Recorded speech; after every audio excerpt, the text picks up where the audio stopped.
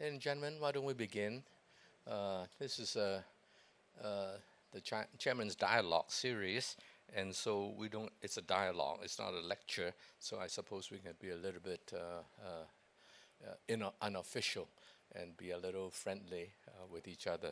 I'm delighted that the dean of Sciences Po in Paris, in charge of international affairs, is with us here today. Previous to her present job, she was a foreign minister of Spain. So I know that a lot of you have a lot of questions about Spain and then Europe and so forth. So why don't we welcome Dean Arancha Gonzalez to the stage. Ladies and gentlemen, the Dean.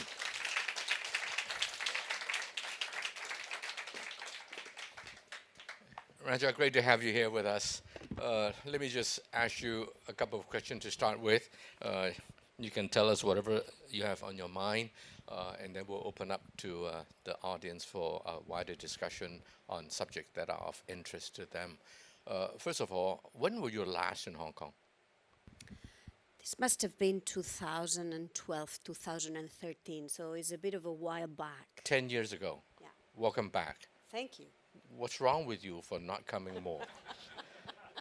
Is it because we don't have enough students from? By the way, I took a Better Hong Kong Foundation delegation to Europe recently, and the dean was very kind to host us on campus. And my co-convener, Dario, who is sitting here, has said, if you're sitting here, I shouldn't say this. But anyway, Dario's daughter is looking for university, and immediately they connected. I hope that she's good enough for the school, and I hope, Dean, that you are good enough for the young lady. But anyway, the world is very troubled today. I think you and I agree on that. Can you describe a little bit in general terms what you see in the world today? The world has always been troubled. But is it particularly more trouble today? And if so, in what area do you think mankind is facing that is perhaps less seen, if not unseen before? Well, first of all, thank you very much for the opportunity to join you today. Yeah, it's been a while that I was here in Hong Kong, maybe because everything was running smoothly. You know, for someone like me who's spent a large part of her life in international trade, things were kind of going okay. So when things are going okay, like my doctor says, good news, no news, good news. So there were no news, it was good news. But let's say that a number of things have changed since last time I was here in Hong Kong. And I would say not necessarily for the better. We are we always like to think that when the times we live are the most difficult ones. And maybe when we look back, we see that there's been other moments in our history when things have been as bad. But I would say that today we have an accumulation, some has dubbed this polycrisis, an accumulation of crises that are coming on top of each other at a time when power that used to be concentrated in very few hands is now in more hands.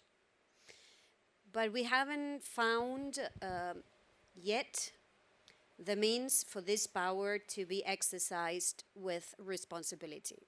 So we've got a situation where, yes, a world that was much more unipolar a few decades ago is now much more multi-power, not multipolar, but multi-power. We've got in defense is different from the economy, which is different from technology, where the main actors are not even the states, is many companies in the private sector. So we've got a multi-power world where, as I said, the power is in many more hands, but the responsibilities is also in many more hands, meaning you need many more actors to come together to help stabilize a number of fronts that at the moment are grossly destabilized. Let me describe them for you. We obviously have the climate seen the climate scenario, climate change is advancing. We promised to take action in the Paris Agreement to keep the increase of temperature below 1.5 degrees. And we are not on course to keep that promise. And it's not that this is a magic figure and therefore we are dealing with magic. Is that we are seeing the consequences of inaction, or we are seeing the consequences of not acting fast enough to respond to climate change. And this is the classic example where we need a few hands to act responsibly for climate change to slow down its progress. Today, if I look at emitters, the largest emitter in the world, not per capita, but in absolute terms. At the end of the day, what matters is not what per capita emissions we have, but how much are we emitting? We have China as number one, we have the US as number two, and we have India, first coming, as number three. And then we've got a number of other countries, many in the European Union, the sum of which is now below India's emissions. So we need, this is an area where we need to do much more and much faster. This is not the only element of the crisis. We also have a crisis on the economic and trade front. It's a double one. It's first a financial stress for many countries around the world, over indebtedness. Over 50 countries today are simply not generating enough to repay their debts, let alone make the investments that they have to make on education, on healthcare, on technology, and on the climate front. So we do have, again, this debt is not just in the hands of one actor, it's in the hands of a few states and also in the hands of a few private sector. So we need all these actors around the table. The economic and trade crisis also has a big trade crisis. What used to be a win-win, which is what international trade is about, it's now turned into a lose-lose proposition with the rise of national security exception, the weaponization of trade, measures that are taking on protectionist ground, and the list goes on. So we also have a bit of a crisis on that front. And the most difficult one, which is a rivalry between the US and China. And it's a rivalry that permeates every aspect of life, but it has a lightning rod in technology.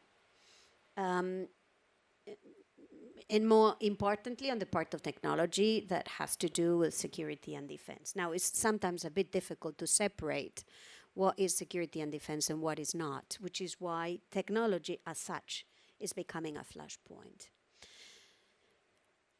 We have, this is a bit the background, this is the scene that we see, but beyond that, we also have a lot of unresolved issues from extreme poverty that we have promised to eradicate by 2030, but again, not on track to do that, not to speak of many conflicts that we thought were in a way frozen and are coming back to blip in our dashboard, including an important one from a European point of view, which is the invasion of Ukraine by Russia. So, Ronnie, this is the scenario. Now, it's not all doom. I mean, this is the time where scientists are making most progress in discovering, remedies and solutions for some of the world's most intractable health issues. For example, this is the time when we are conquering new planets and discovering and inventing new materials. So there is a coexistence of these two worlds, right? The world where lots of polycrises that need to be managed, and at the same time, hopeful solutions that can bring answers to many of the world's most intractable, what we thought were many of the most intractable issues. This is also part of our world. We should not forget. Otherwise, it's easy to lose hope. Well, this afternoon you told me that you are very concerned about trade, the situation. In Hong Kong, you are absolutely correct. In Hong Kong, we rely on trade tremendously. But is trade the cause of a lot of the other problems? Or is it more the result of other problems? In order to solve the trade problem, we have to first need to know the reason. What's the cause of it? Is it that which leads to other problem, or other problems lead to the minimizing of trade?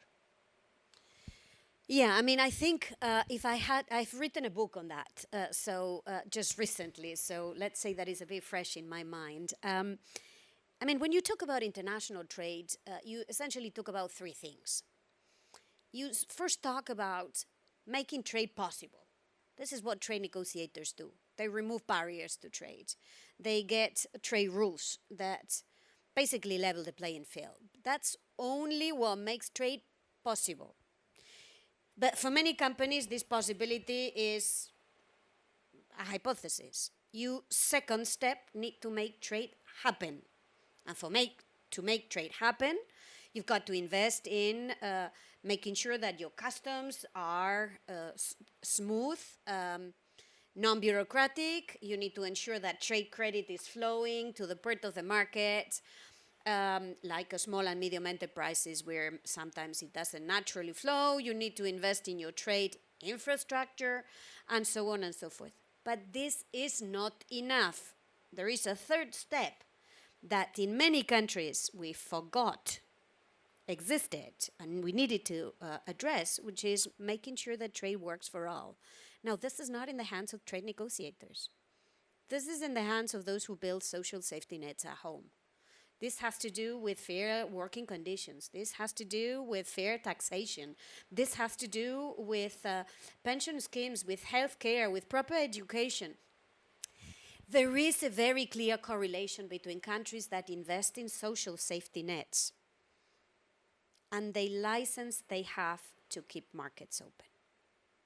And what we're seeing is that in many countries where the social safety nets are not that strong, citizens are pushing to close markets because they attribute their difficulties to open markets.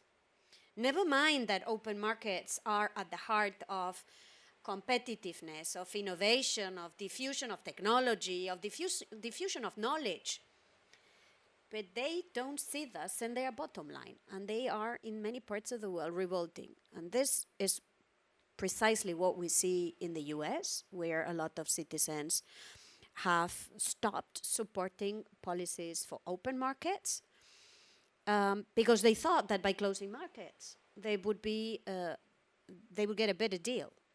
Now, I'm not sure that they will get a better deal by closing markets, because this is not where the problem lies. So to your question, Ronnie, there is this very important lesson we need to learn, that the losers from open markets, the losers, quote unquote, from technology development, and we are seeing this exponentially, will react if there is no mechanism for them to be able to, join the bandwagon of prosperity and equality.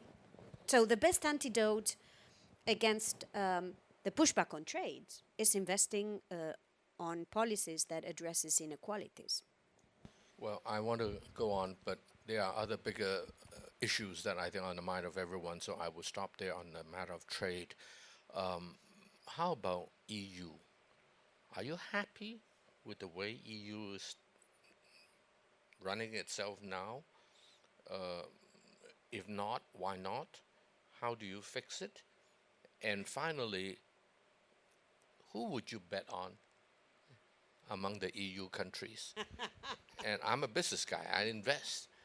And who should I not bet on?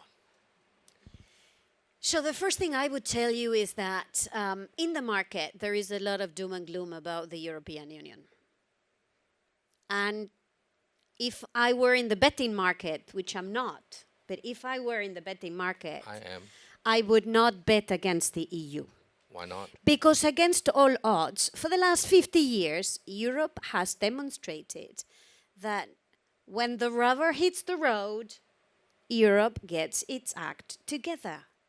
So when the financial crisis that Europe didn't create landed on its shore, and it created an economic and monetary crisis, the European Union ended biting the bullet and moving forward. When some people said that because one country, the 28th member, wanted out, and that this would be the end of the EU because many other countries would queue to leave, it didn't happen. When COVID came and everyone said, oh my God, the single market would break. Well, guess what? The EU did something that the EU had never done before, which is build European fiscal capacity. In my young age, as European official, this is where I started my career, Ronnie, had anyone told me that I was going to see the European fiscal capacity, I would have laughed. It happened in 2020. Why? Because Europe realized that exiting the crisis that COVID caused required common borrowing to do common investments. When the COVID crisis hit, health, which was a national competence by the treaties, by the European treaties, ended up becoming a European competence. Why? Because European member states found out that the only way to address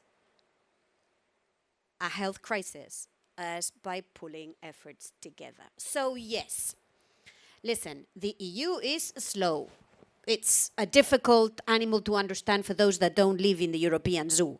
But I have to tell you, every time people have bet their shirt against the EU, they've lost their shirt. So my sense is invest in the EU. Now, the EU has challenges, and I think we are the first ones to acknowledge that. At the moment, we have 3 big challenges. 1 is the economy, 2 is the security, 3 is the family. And these are the 3 challenges that are going to be at the center of the European radar for the next years. Can you repeat those 3? 1, the economy. Europe has to decarbonize its economy. It's a matter now of, this is what the European younger generation want. This is why they went to the ballot last time in the European election. This is why participation in the last election increased by 10 points. It was young people telling politicians, you got to decarbonize the European economy. So we will decarbonize the European economy. And short term, it's going to be, it is a difficult task, but we will do that because this is what our citizens want from us, and we will at the same time invest, and this is where the first task is, invest in regaining competitiveness, which is why we now are looking at the reforms that we want to undertake on the European single market to make it more competitive. So the first task for Europe is decarbonize and boost its competitiveness. The second task is the security task.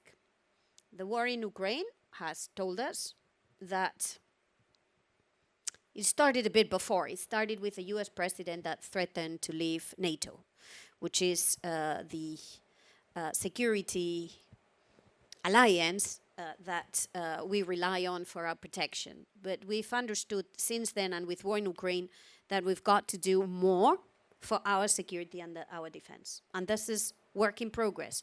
To those who doubted the European ability to contribute to the defense of Ukraine, now see that Europe is the largest contributor to the military and civil support that is being provided to Ukraine. The third one is called the family. It's got to do with enlargement of the European Union. We are surrounded in Europe by a ring of conflicts all around, from north down to the Sahel. And the space between those conflicts and the European Union are candidate countries to become members of the EU. So we will have to focus on more efforts into helping these countries become members of the EU. They have to do their homework. They've got to do the running, because this is not a club that you enter by paying a fee. It's a club you enter by doing reforms that align your legislation, your institutions, and your values with those of the European Union. But I think we now are facing a moment of truth as regards the enlargement of the family, which will require, obviously, a bit of reform on the EU side too, which is why a discussion that has started. So these are the three things whose work has started. But if you ask me, Ronnie, yes, the EU is slow, because we have to put 27 member states together. Yes, every disagreement within the EU family is in the front page of the Financial Times every day, so we don't hide our secrets, and this sometimes makes us look weaker. But when the moment comes, Europe delivers. So I don't like the word hopeful, because it's not a question of hope. You know, I served a European Commission president called Jacques Delors, who used to say, you don't choose between optimism or pessimism. You choose activism. This is a bit the spirit that we need in Europe now. Well said. The way you answer, do you explain the first point, economics, the economy, is so European? To my surprise, I thought the first word out of your mouth would be competition, but that was only the second word out of your mouth. The first is decarbonization. And decarbonization, obviously, in the long haul, well, first of all, it is absolutely necessary to be sure. But and in the longer run, it may become a competitive advantage. But in the shorter term, it also costs a lot. And so, can you afford it? Will it make you less competitive in the interim? America is not as sensitive as you are to decarbonization, and that's one reason why they are economically quite strong. China knows that for its own best interest, it has to decarbonize, so they are in some ways leading. But on the other hand, China's economic situation is still overall growing much faster than of Europe. So are you sure that decarbonization in the short run will serve the best interests of EU? I'm purposely trying to be, I'm poking you a little. No, of course it's going to be, this is why I'm saying it's tough medicine in the short term. It's pretty clear. But we, unlike the US, like China, by the way, we do not produce fossil fuels. We do not have fossil fuels, right? Right. So where can we be competitive is in renewables.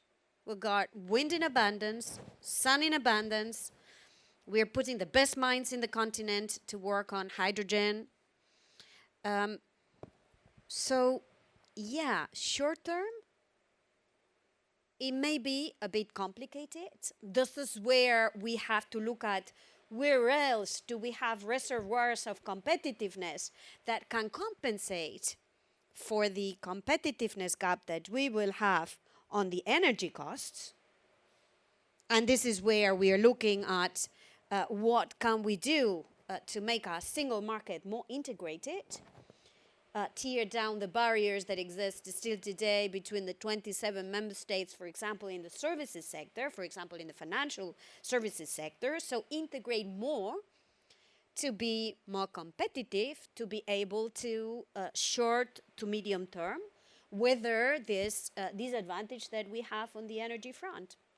Let me leave the second point, security, until later and jump to the third one for the time being. And that is the family, when you say. And from what I've heard, you think EU need to enlarge? However, I visited Bulgaria, Romania, a few of those countries not too long ago, and they are really depressing, economically depressing. shouldn't you be shedding those countries rather than adding more to it? As you well said, it's a matter of reform. They have to meet certain standards. But I just don't see how Bulgaria, Romania fits in the EU.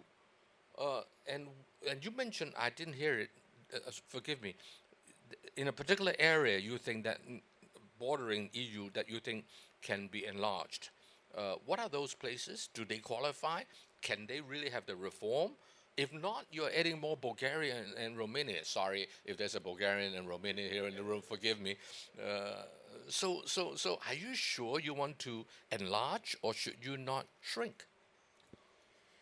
So, in defense of Bulgaria and Romania and every other EU member state that whose path to convergence hasn't reached the remainder, the median of the EU, right? The EU is built on this idea that you build a convergence path, and it takes time, and it takes efforts, and it takes solidarity of the others too, right? This is the European project is a very special mix of three things, Ronnie.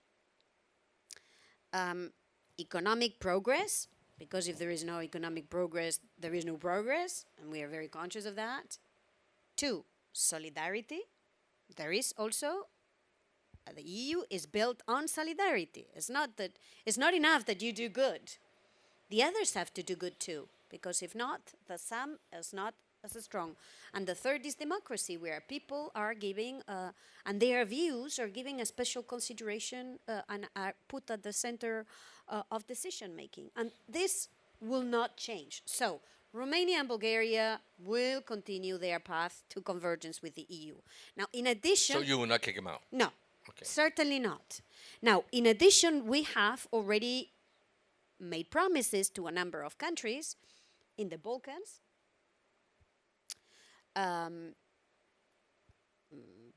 pretty close to Ukraine, Moldova. We've told these countries that they have a future in the European Union. Some of them are more advanced than others. Some have really gone a long way. Some have even changed the name of the country. Like Macedonia. Oh.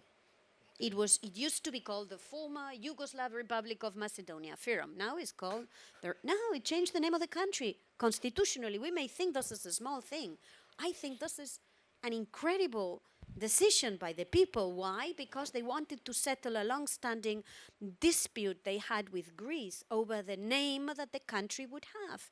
And this paved the way for this country to become a member of NATO, and this is paving the way for this country to be a member of the EU. So yeah, I think it is important that these countries become, as they progress, members of the EU, because the cost of not having them in the EU, having made this promise and having created these expectations, is that they become the geopolitical battleground for other countries who would want to weaken the European Union from the vicinity of the EU.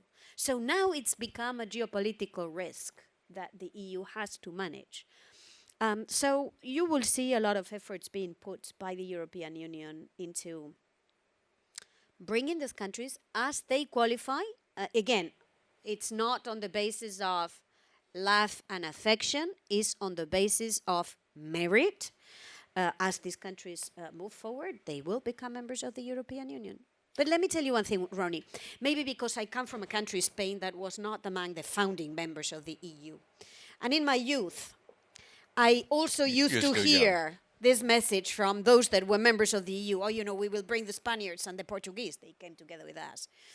And, these countries really, they are not like us, right? It's going to take them forever, right? We don't say this anymore, which shows that this mix of economics and solidarity and democracy has worked. So let's make it work for the others too. Let me challenge you a little. My students in Europe told me on Zoom recently, he said, we cannot go to Germany without having the train break down every time. And Germany is one of the very few places, and Switzerland is not part of the EU, so Switzerland used to be pretty on time as well. In Germany, the trains cannot even run on time. And I have a leading journalist in Germany told me, he said, our airport is falling apart, our water supply is falling apart, and even the richest country in the EU is having such challenges. And then you have the racial problems. I was in Paris recently after visiting you, and the racial problem is in France, it's in Germany. So even the bigger players are having serious challenges. And Germany accounts for what, 98% of the budget surplus of the whole of the EU, and so that's pretty serious when they get into trouble. So can the solidarity hold, and can the financial situation of the EU be sustained? So, you know, in France, where I live now, they have this incredible saying that I love. When I look at myself, I dissolve. When I compare myself, I console. Say it So again. When I look at when I look myself, at myself, I dissolve. So I get very, I get very depressed. Oh, depressed. Depressed. Oh, I see. But when I compare myself, I get very, very, very enthusiastic. Yeah. I console myself. Right. So I would That's say terrible. no, it's not. It's just a reflection of what the world is. Every country is going through its own difficulties. I mean, in Hong Kong, you have your own difficulties. In China, they have their own difficulties. In Indonesia, they have their own challenges. In Europe, we also have our own challenges. Yes, Germany has underinvested in its own public services for many decades, and now they have to catch up. And this is where they have put in place investments now that are addressing things like trains, like digital connectivity, and so on and so forth. But I mean, who doesn't have problems today, please raise your hands. Everyone is having difficulties today, right? So the question is not the difficulties, is whether or not you have a plan to address them. So I would tell you, Ronnie, that the last time we had this discussion about solidarity big time was back in 2020, in the middle of COVID, when we put together this very massive fiscal solidarity plan to invest in the EU's capacity, which is how we are doing now the energy transition and the digital adaptation of Europe. And we did this borrowing together to invest together. So I think there is no better way to maybe show that this solidarity is alive than to look at what has been done as recently as 2020. Now let me turn to security, which is a big issue. And security is multifarious, many dimensions to it. Let me begin with energy, since you also mentioned energy. Like China, you don't have enough energy of your own. And you used to pay, I don't know, $2 or whatever a BTU or whatever the unit is, and now you pay 7 or 8, if not 8 or 9, having to buy it from the United States rather than from Russia. Yes, you may be. I think Europe is really leading the world in many ways in clean energy, but right now maybe 10, 15% of the world, if that much, is relying on those renewable. And some of the countries like Norway may be better than others. But even if you get to 30%, shortage of energy, if it go down by 10%, every country will be in trouble. So fossil fuel, unfortunately, is still absolutely necessary. The decarbonization is wonderful, but it will not solve the fundamental problem. So what do you see the future of Europe's energy picture looks like? Can America continue to sell it to you at 4 times what you used to pay to Russia? If not, where are you going to get your energy from?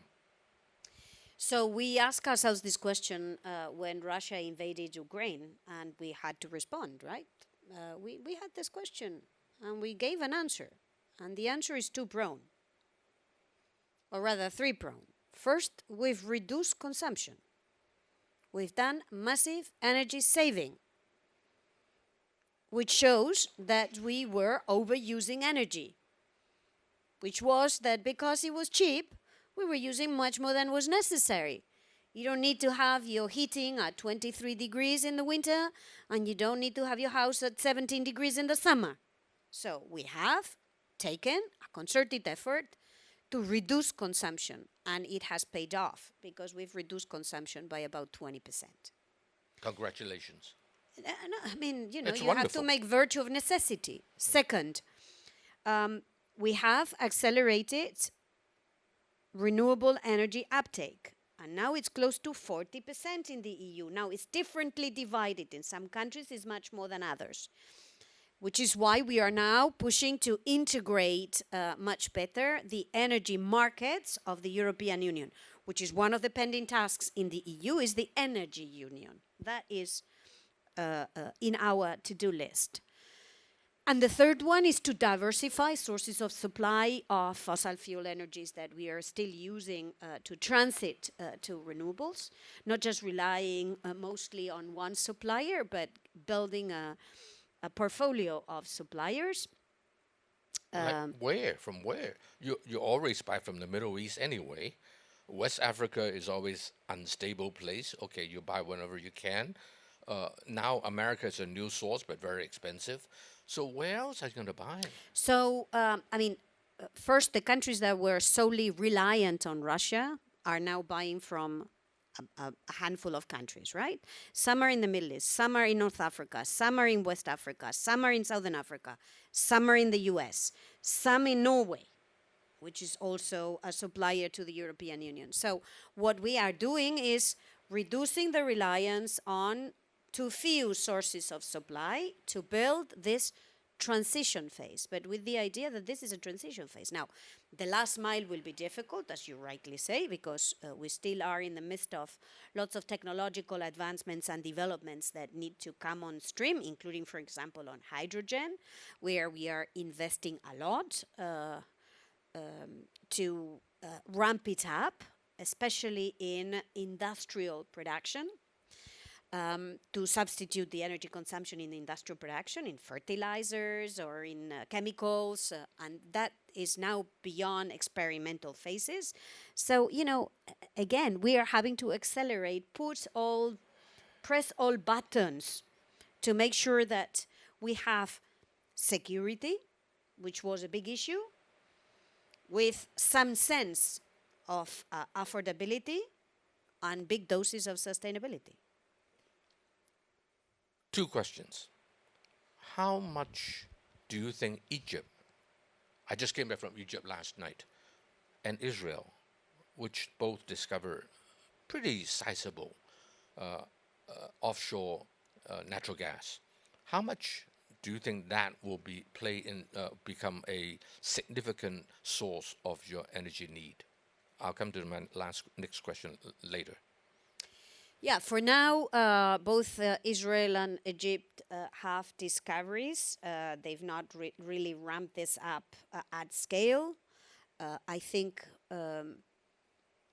this will take a bit of time, and we will have to see where that production crosses the EU energy demand in fossil fuels to answer that question. Our wish is to decarbonize, let's not forget. So, short term, yes, we are using oil and gas, but medium to long term, our desire would be to move out. Now, maybe if the cross means that we would still need oil and gas, it's in the vicinity of the EU, and there is a bit of infrastructure that is available in the neighborhood where this could be pumped into. I do think now there is a wider geopolitical issue that is at play in that region, which is war between Israel and Hamas, with the risk of destabilization also of energy markets, not only those of Israel and Egypt, but also those of the wider region. Hasn't happened yet, but not to be excluded given the manner in which the conflict is spilling over. Let me ask you a sensitive question. We have to deal with our enemies all the time, including buying from them. Does Europe have to go to such an extreme of not buying any energy, natural gas in particular from Russia. Is it that wise a decision, or is it something forced upon you by outside of the region of EU? Uh, Whoever bombed Nord Stream 2, I don't know, but who has the motive and who has the ability? Very limited. And so is that something? And my German friends are really upset when they heard about the Nord Stream 2 situation. And so can't you still buy from Russia? Do you have to go to that extreme by totally cutting it? And then it bifurcated the world very well, and it benefited China tremendously. I don't know how that is good for America, who view China as the number one enemy, right? China must be laughing to the bank. Wow, bingo, cheap energy now. And so, do you ever have a doubt that perhaps we should not go to that extreme vis-a-vis Russia in buying energy? Yeah, let me tell you that in taking this decision, Europe did not look at how much China or India would laugh at cheap energy prices, or how much the US would rejoice at finding a new market for its gas. I think what maybe Europeans have not been very good at explaining is how hurt we are with Russia's invasion of Ukraine. And we have to be a little bit better at explaining this, because people don't understand. They just say, you know, there are thousands of wars in the world. Why is your war more important than other wars in the world? And we have to be able to explain this, Ronnie, and maybe we haven't been very good at that. So let me try to explain this. Europe spent centuries fighting each other over borders. And this lasted forever. The 30 years war, the 60 years war, the 100 years war, the 20 years war, the 10 years war. It was all wars about borders. The last time we embarked in a war about borders was in the Second World War. And after that Second World War, we in Europe said, never again. And this is why we built the European Union, as an antidote against wars that will lead to redoing our borders. And we thought, maybe you can say we were naive, but we thought, and not without evidence, because we've lived decades of incredible progress, peace, and progress in Europe, we thought that this was an antidote that everyone in our continent had learned. And one day we woke up and we realized that we were back to redrawing borders. So yeah, it came from our stomach. It didn't come from our heart. It came from our head. It came from our stomach. It's a rejection that you can unilaterally decide to draw the borders of another country. That you can, you know, at your whim, invade another country, a country that is sovereign. Let's not forget that it's a member of the international community, is a member of the United Nations, that you can decide that and get away without paying a price. So we said we are ready to pay a price. That's how we see this. We're ready to pay a price.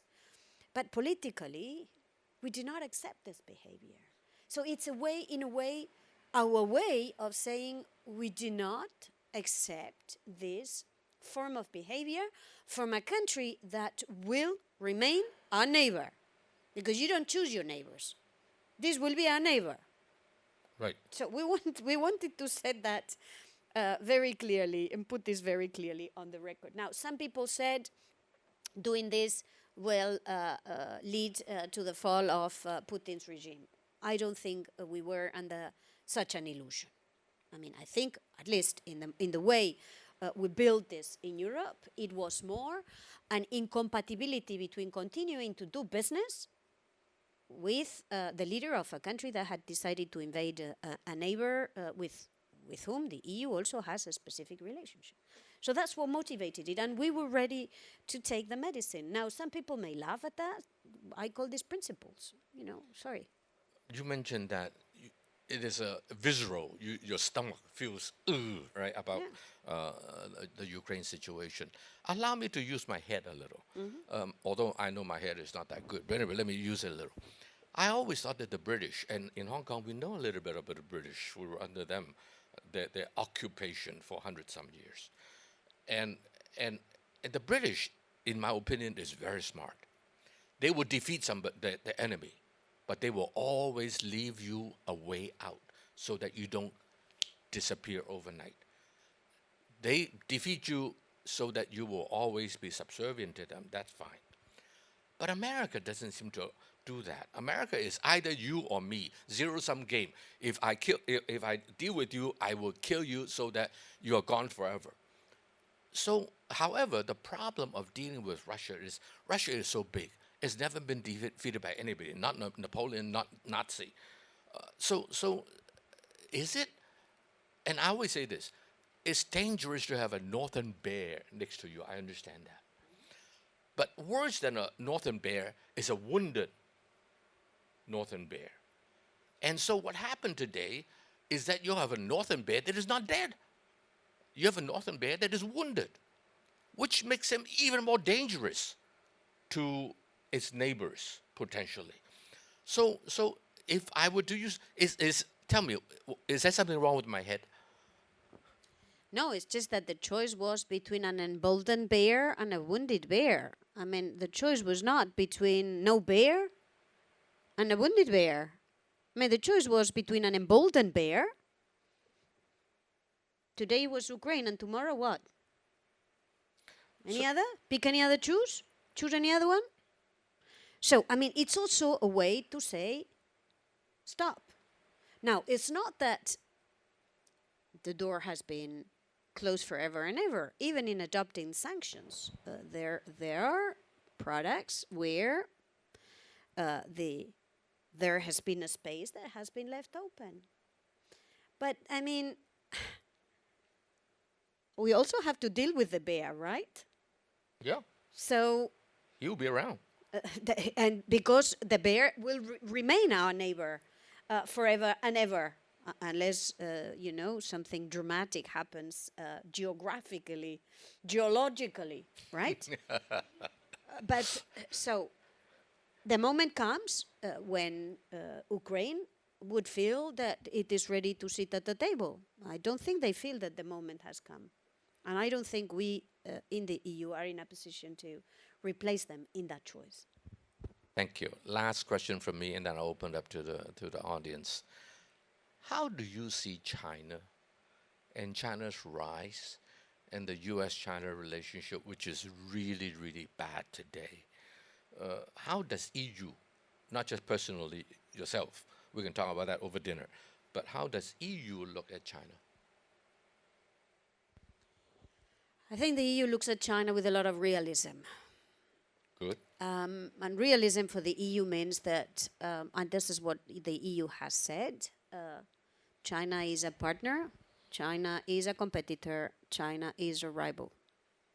Now, if you had asked me, you had asked any European, probably 5 years ago, it was more in the partner category than it was in the rival category. 5 years later, I think it's fair to say that the proportion between the three is changing. And why did it change? What happened that changes it? That changed it? I think we have seen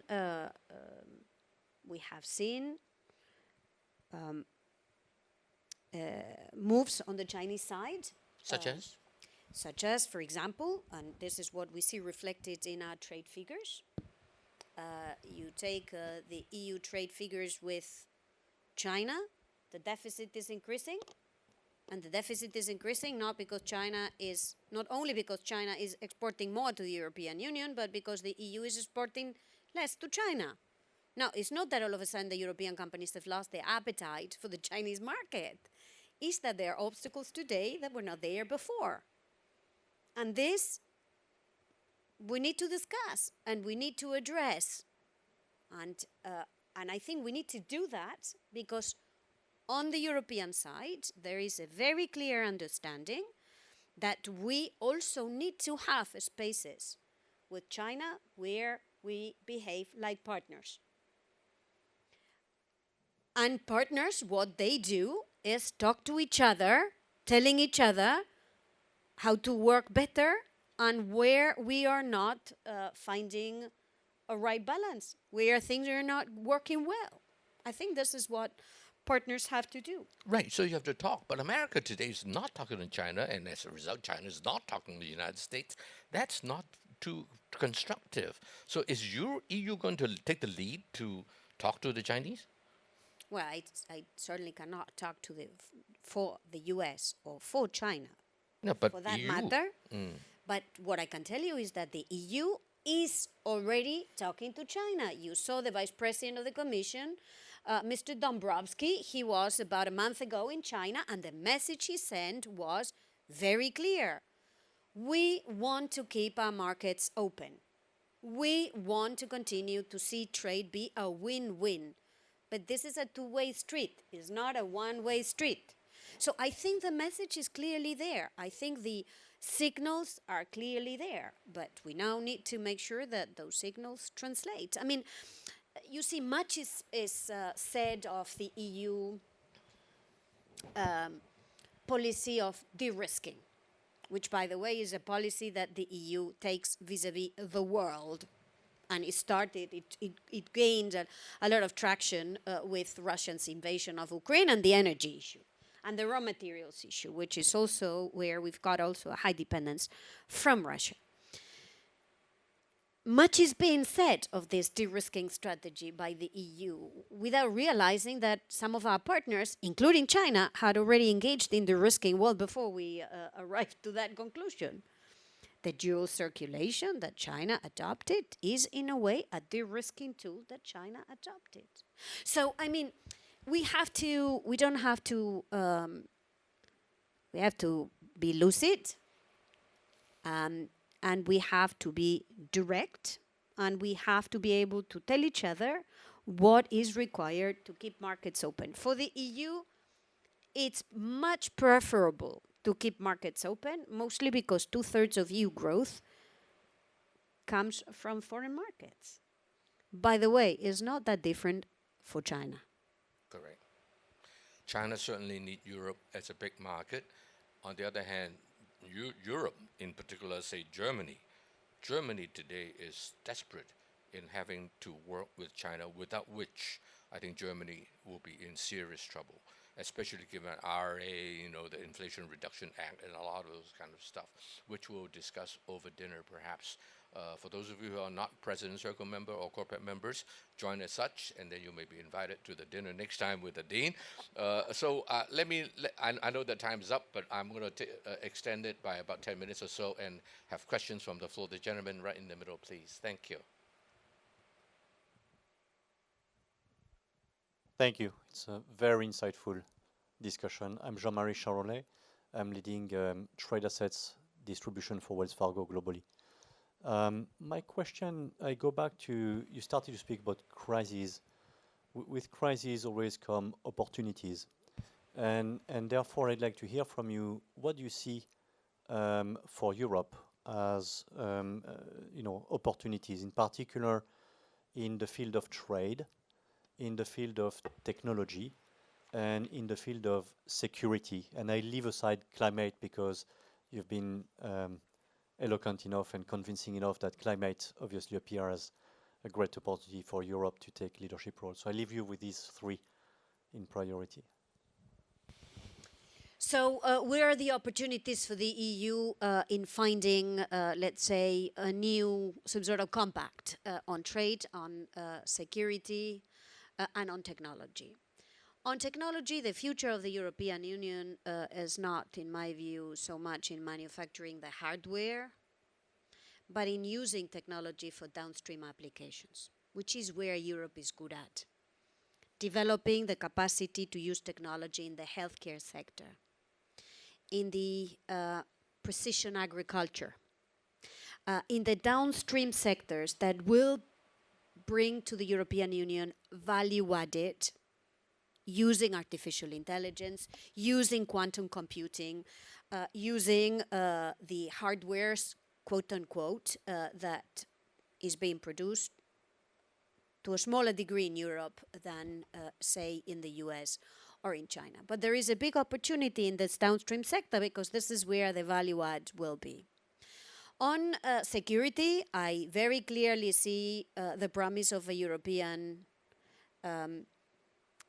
defense industry, something that we have done in a to a very small extent, and where the pressure now to produce in the short term defense material for Ukraine, but in the longer term, looking at the future air combat system, looking at the future military tank. I mean, this is, in my view, on the defense sector, an area where Europe can do much more by pulling its resources together. On international trade, the European Union, unlike, say, the US, has a trade policy. So the advantage in this crisis is using this trade policy, using it to reinforce the relationship it has. And I think it has to look more attentively to Asia. I think it's not done as good as it could in, for example, ASEAN, where there is, in my view, this is a big engine for trade in this region. I know that in Hong Kong there is a lot of appetite also to do more with the European Union on the trade side. And if you ask me, I think Europe has a lot of interest in working with its partners, including countries like members of the World Trade Organization like Hong Kong, to stabilize the multilateral trading system. Because maybe the WTO will not be the WTO it was 20 years ago in fostering the convergence of the trade policies of its members. But we need shock absorbers. We will need more and more places where we prevent divergences in the trade policies of its members from becoming trade wars. And this is an area where the WTO is very well placed to do. What do you say to the comment that there's no likes of Facebook and Amazon and so forth in Europe, which is also software, but you are right, you apply software to many other things such as healthcare and energy and manufacturing, but you don't have a lot of the internet software companies like America does, and like China. China have copied a lot from the US, and you know, Alibaba and Meituan and many others. How come you don't have any in Europe? Well, it's got to do with the fragmentation of the market. I mean, these industries require scale. This is why they are great in China. China even better than the US because the scale is great there. But because we are not capable, given that there is still too much fragmentation, rule number one is end the fragmentation, which is where we are putting a lot of efforts now. But the second area of work is be better in the game you can play. And the game you can play is using technology for value-added services, not just for entertainment, but maybe for things that are going to be productive for our economies. Healthcare, certainly.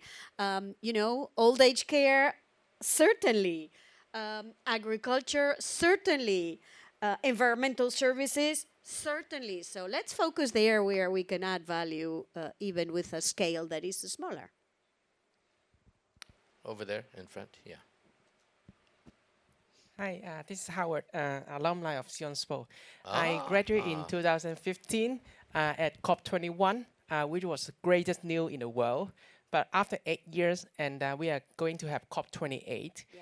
And it seems the world is distracted by many like geopolitical issues, wars, or whatever. So how do you see the progress we should make further in COP28 or even after to reach the goals that COP21 we made? Well, first, congratulations on being an alumni from Sion-Spo. It's a great place to study. Thank you. We agree. I would tell you that this is one of those very challenging questions that we all have to face, right? Because I think we have to do two things, and the two are difficult. One is we've got to do more and faster. And we have to do more and faster in mitigation. We've got to do more and faster in adaptation. And this adaptation part has been totally neglected both in terms of financing, as well as in terms of even analytics. We don't really know what the world is doing on adaptation because we don't even have matrix to capture that. So challenge number one is to do more and do faster. This has to do with putting a few new rules on fossil fuels industry, and it's not easy, let's face it. But this is where we can find the big differentiation, the difference that we need to get to the one, not above the 1.5. We have to do better at carbon removal, because even if we reduce emissions today, we still got a stock of carbon accumulated in the atmosphere that we've got to remove. But I would say the other part is we did an agreement in Paris, the Paris Climate Agreement, and we were all very proud, but it's all nationally determined contributions. And what we are finding now, Ronnie, is that a lot of the national actions have huge spillover effects on the others. So a lot of the actions that a country takes has huge spillovers on others. Oh. So the US takes the Inflation Reduction Act, is great for the US, maybe, but it has huge spillover effects on others. The EU takes a directive that wants to reduce deforestation. It's great, because we need biodiversity, but it has huge spillover effects on others. So we need also to deal with the second part, which is how do we build the spaces where we will look at the spillover effects of purely national solutions to ensure that there is fairness also in the national decarbonization efforts. Yeah, the lady, thank you. Thank you, Dean Gonzalez. My name is Wendy. My question is, what is the fundamental base of the solidarity of the EU? Is it economy or ideology? When there are conflicts between the two, which will EU prioritize? Thank you. Well, it's not, it's a bit of a difficult question, because we have Article 1 of the EU Treaty, as like the EU Constitution, which has the values that the EU stands for. So the values are there. The so-called quote-unquote ideology are the values that are expressed in Article 1 of our Constitution, which is the treaty, the Treaty on the European Union. So democracy, respect for human rights, the rule of law, equality, I mean, all of this is Article 1. And this should not be negotiable, right? Because this is like the frontispiece of what you stand for. At the same time, we have to be humble. We have to be very humble, because we have, within the EU family, difficulties in remaining truthful to these principles, which is why it's work in progress, which is why we have to be humble about lecturing others when we have our own difficulties at home too. So we've got to probably be a bit more humble on values, but I don't think we have to trade values for solidarity. Values have to be what every member of the EU stands for, preaches, and acts. Solidarity essentially means that we are ready to help those that are further away from the EU average to move, to improve their performance, which is why a big part of the EU budget is solidarity, is funds to help those that are lagging behind converge with those that are front runners. So the two, walk and chew gum, I would say. Walk and chew gum, not like Gerald Ford. Well, that's not true. Gerald Ford is a very smart man. Yes, the gentleman in front. My name is Alan, and I'm not playing a devil's advocate. I'm merely expressing concerns from investing world, and also, from my conversations with entrepreneurs. So it seems like what you've discussed was real concerns, right? Solidarity, European Union as a whole. But as you said also, the actions you take has spill over on the others. Let me share a story. So we all agree that EV is great for humanity and will help decarbonize Europe for sure. But recently I've spoken to an entrepreneur who are thinking about setting up a factory in Europe.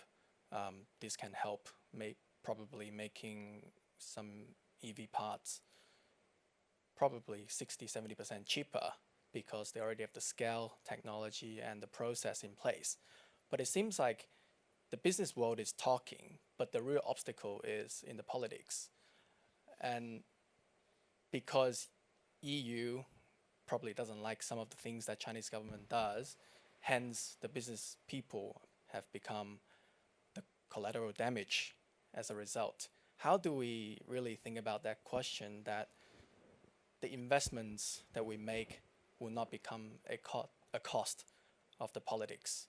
And the second layer of the question is, how do people, both onshore and offshore private sector, can rely on the government or the commission to really make the best decision for the place? For example, Europe had a fixed rate to buy Russian energy. Natural gas is not that dirty, by the way. But I think in 3 or 4 years ago, we have renegotiated a deal to be indexation to other fossil fuels, which has made naturally the price a lot higher anyway. But as we know, manufacturing requires energy. How do we think about all these questions together, given, it's as you said, poly crisis. Making decision is not easy these days. Yeah, and look, this is not your comments and your observations don't come as a surprise to me. The second issue that you raise, which is at which pace we will do the decarbonization and with which costs. It seems like it's one question actually. It's one problem. If you can make things a lot cheaper, it can help decarbonize the economy a lot quicker as well. Yeah, but you still need energy, right? So you have to decarbonize your energy sector, right? So, and we know, and there is a discussion that is ongoing in Europe about whether the pace at which this is done is too fast for some or too slow for others. And this is a constant debate, constant discussion, which is why the commitments that the EU takes can be adjusted. We've adjusted, for example, the life cycle of vehicles, combustion engine vehicles, because all of a sudden there was an industry that felt it was too fast for their ability to adjust. So all I'm saying is we will never be capable of satisfying everybody, but these are issues that are discussed in Europe. Now, on investments in the automobile sector and in particular on the electric vehicle sector, I'm not talking about exporting electric vehicles to the European Union, where, as you know, there is an ongoing investigation open by the European Commission at the request of the European EV manufacturers on grounds that China is illegally subsidizing its EV production for exports to the European Union. We will see what the investigation gives. It's for now an investigation with no conclusions, but if the question is Chinese companies investing in EV production in the European Union, I can tell you in my own country we have that. We have that. Chinese investments to produce EV vehicle parts. So, I mean, I don't think first, whether or not a country considers that sector to be of strategic importance and therefore subject to specific investment screening rules is a national competence in the European Union, right? This is not the Commission, it's member states. I can tell you in the example of my own country, we've said thumbs up because we want that investment in order to decarbonize also the the vehicle sector, which is, by the way, 13% of our economy. Last question. Philip, Dr. Philip Tai. Thank you, Dean. Thank you for your sharing. I just want to follow up his question, previous question, Alan's question. The first one, I want to know that what is the EU's attitude, policy towards a private company based in Shenzhen, Huawei? So that's the first one. I know that Huawei has done quite a lot of investment in Europe, in Britain, but right now obviously have some headwinds over there. Second question is about, I know that you put a lot of the attention into the decarbonization, renewable energy, et cetera, et cetera. In the green tech in general, what are the complementary, the place that between Europe and China can do? How do you see these two can work together? The best way to work together to address the concern that you care. So on Huawei, there is in Europe no policy on Huawei. What there is a policy on security of communications and communication equipment manufacturing. This is, there is a policy on that.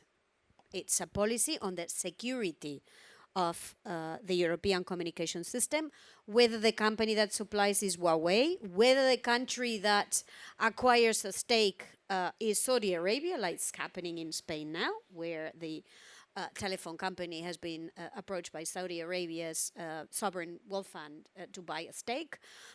So it's not a question of companies or countries. It's a question of a sensitive sector for the European Union, and therefore we have specific rules that would allow us to determine when we think national security is affected. But there is no such thing. Again, I want to make this clear because it's not, I know that there is a lot in the media, but maybe because we are going through a similar exercise in my own country as regards the sovereign wealth fund of one country, and the problem is exactly the same as you described it for Huawei. The answer is a no-name policy saying we care, we will have a special screening measures for companies that want to invest in sectors that we consider to be of national security interest. And for the second part, I suggest we leave it to the dinner, and then we can have a bit of an in-depth conversation. Thank you, Dean Gonzalez. There is drinks out there. Since given the time, let's spend another 20 minutes at the courtyard for drinks so that everyone can bill and introduce yourself to Dean Gonzalez. And then for those of you who have paid and signed up, who are President Circle and corporate members who would like to, who have signed up for the dinner, please at about 7:50, we will go to Li Guowei room for dinner. And then the dinner today is called Grill Arancha. Arancha Gonzalez. You know, so they say there is no such thing as a free dinner, right? Ladies and gentlemen, I hand appreciation for the Dean.